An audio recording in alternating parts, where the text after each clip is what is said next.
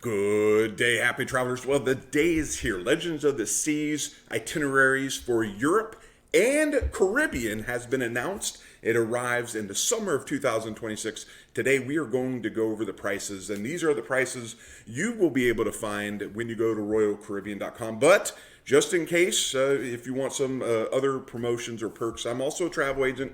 You can reach me at my website, which I'll put in the details of this video, or you can fill out the intake form, which will also be noted in the video. But otherwise, let's get to the pricing. I was kind of surprised that the pricing was very reasonable, which I thought certainly compared to Icon of the Seas was a little higher. But here we go. So this is just the travel agent portal. So it allows me to see the itineraries from the launch all the way through as far out as they publish.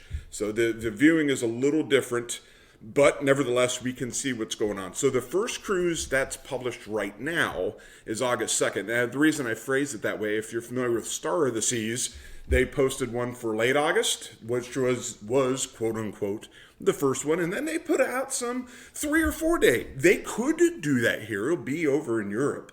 So if they wanted to do a quick little jaunt somewhere, but right now we have the first one being August 2nd, and the balcony room, double occupancy, so per person is about $2,250 for a balcony, which is probably an interior balcony, and by probably I mean most certainly, definitely.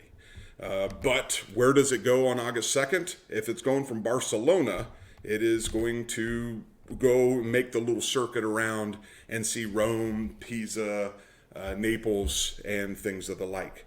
So it keeps doing little circles. So it goes from August 2nd to August 9th, and then it goes back in a circle August 9th through the 16th.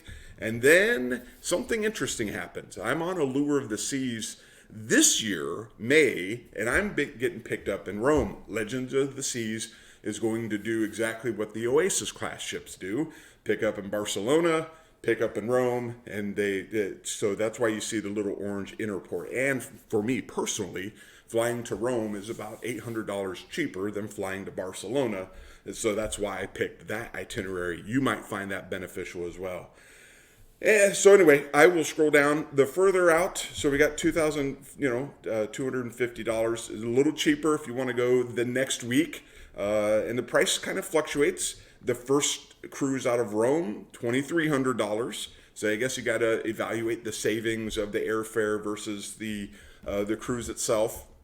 Then when it's back in Barcelona, down to $2,100. Back in Rome, a little bit more expensive still for the end of August, $2,350. Now we're down into the 2000s for a balcony room. Interior rooms, you can see them here. Heck, maybe you're watching this and you're going, hey, I'm not even here for a balcony room, guy. I want a suite. So you can see all the prices here. And I'm just going to scroll down. We're into October now. And prices, wait, here, this is interesting. Barcelona, we're down into the 1600s for a balcony, 1500 for an interior, under 1500. Cheaper still out of Barcelona, 1400, 1659. So the prices are going down. We're in Rome, Barcelona, 1437, all the way down. Look at this right here. Out of Rome, $1,000, end of October, 1100 for a balcony. So prices get pretty cheap. And then we got transatlantic, 13-day. Oh, okay. Well, that would explain why it's cheap. That's only a 3-day cruise. 3-day cruise from Rome to Barcelona. So you get picked up in Rome, dropped off in Barcelona. And then you got the transatlantic version of it, 1,800. I mean, that's $100 a day, a little over. What is it, 120 a day? And then 2,000 for the balcony. And then it arrives in Fort Lauderdale. Does a little tour, probably perfect day at Coco Cay for the November sailing there.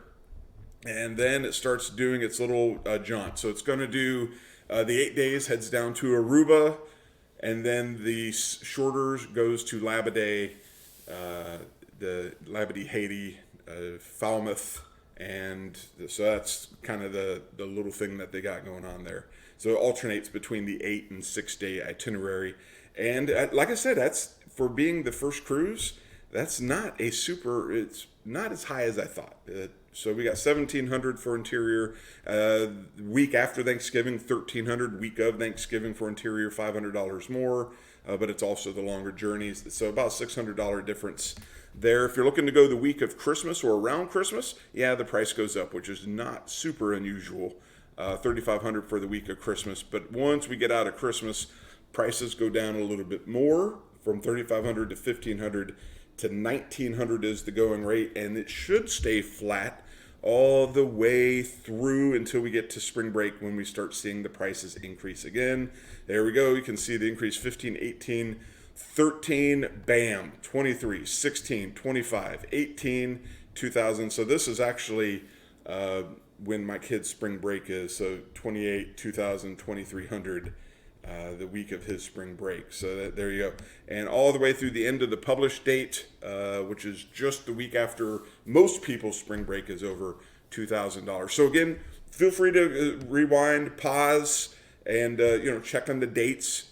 These are the date. If you go to Royal Caribbean, these are the prices you will see. And again, I offer onboard credit against those prices. So my prices are the same, but I will give you essentially some onboard credit, money to spend. Maybe it's casinos, maybe it's a pina colada or two, or a cup of coffee. Cafe Promenade. I mean, you can't beat a cup of coffee. So hey, if you have any questions, feel free to let me know. Otherwise, hey, it's here. This is a great day. Take care.